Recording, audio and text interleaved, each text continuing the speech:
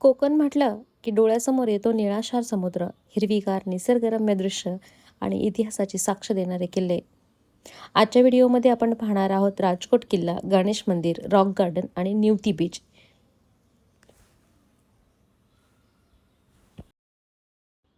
मालवण शहराजवळ समुद्रकिनारी वसलेला राजकोट किल्ला इतिहासप्रेमींसाठी एक सुंदर असं ठिकाण आहे. छत्रपती शिवाजी महाराजांनी हा किल्ला त्यांच्या काळात बांधला होता. या किल्ल्यावरून दिसणारं सिंधुदुर्ग किल्ल्याचं रूप अगदी देदीप्यमान असं आहे. अगदी दिमाखात असा आजही सिंधुदुर्ग किल्ला उभा आहे.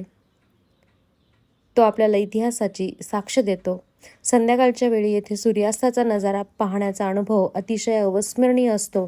पण आम्ही सकाळी सकाळी गेलो होतो, त्यामुळे आम्हाला थोडंसं सनी क्लायमेट होतं. तुम्ही बघू शकताय माझ्या पाठीमागे सिंधुदुर्ग किल्ला कसा दिमाखात उभा आहे. राजकोट परिसरातील गणपती मंदिर हे स्थानिक भाविकांचे एक श्रद्धास्थान आहे. शांत वातावरण, साधी पण सुंदर वास्तुकला आणि भक्तिमय वातावरणामुळे येथे आल्यावर मन अगदी प्रसन्न होतं. सकाळी सकाळी आम्ही नाश्ता केला, आंबोळी आणि तांदळाचं घावण खाल्लं. चटणी अप्रतिम होती. आम्ही मस्त ब्रेकफास्टचा आस्वाद घेतला आणि गणपतीचे दर्शनही घेतले. हे मंदिर अगदी साधं आणि सिंपल आहे, पण मंदिरात गेल्यानंतर अगदी मन प्रसन्न होते. आम्ही गणपतीचं दर्शन घेतलं आणि खरंच हे जाणवलं की तिथून खरंच सकारात्मक ऊर्जा आपल्याला मिळत असते. म्हणून कोणत्याही मंदिरात गेलं तरी एक पॉझिटिव्ह वाईब्स आपल्याला भेटत असतात. आणि दर्शन घेतल्यानंतर आम्ही मस्त गरमागरम उकडीचे मोदक खाल्ले.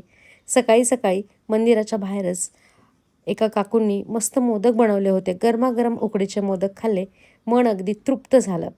तुम्ही बघू शकताय मावशींनी मस्त असं टोपलीमध्ये गरमागरम उकडीचे मोदक बनवले होते. चव अगदी अप्रतिम. कोकणात आला आणि उकडीचा मोदक नाही खाल्ला तर मग काय उपयोग. तर अशा पद्धतीने आम्ही मस्त उकडीचा मोदक खाल्ला. फणसाचं झाड पाहिलं.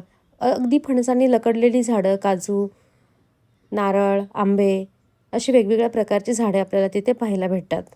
त्यानंतर आम्ही आलो रॉक गार्डनला. समुद्राच्या लाटा मोठमोठ्या खडकांवर आदळताना पाहण्याचा अनुभव खरोखरच रोमांचक असतो.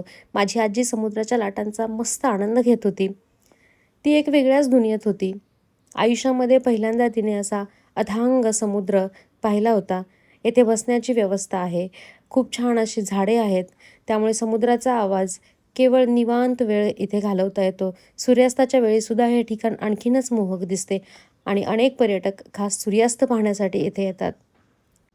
गर्दीपासून लांब असलेलं हे ठिकाण निसर्गप्रेमींसाठी अगदी स्वर्गच आहे. येथे तुम्ही निवांत फिरू शकता, सुंदर फोटो काढू शकता आणि समुद्राच्या लाटांचा आनंदही घेऊ शकता.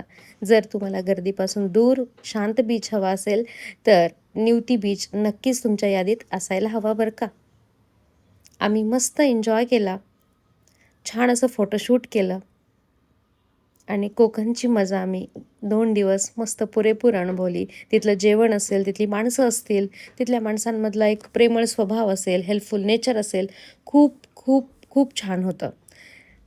जरूर तुम्ही कोकणात एकदा तरी अवश्य जायला पाहिजे. तिथला जेवणाचा आनंद घेतला पाहिजे. कोकम असेल, नारळ असेल, आंबे असतील, तांदळाचे वेगवेगळे पदार्थ असतील, डिलिशियस उकडीचे मोदक असतील, डिलिशियस चव एकदम परफेक्ट. तुम्ही आयुष्यात नक्की नक्की नक्की कोकणला भेट द्यायला हवी असं मला वाटतं. तर आम्ही मस्त मालवणच्या तिथे फोटोशूट केलं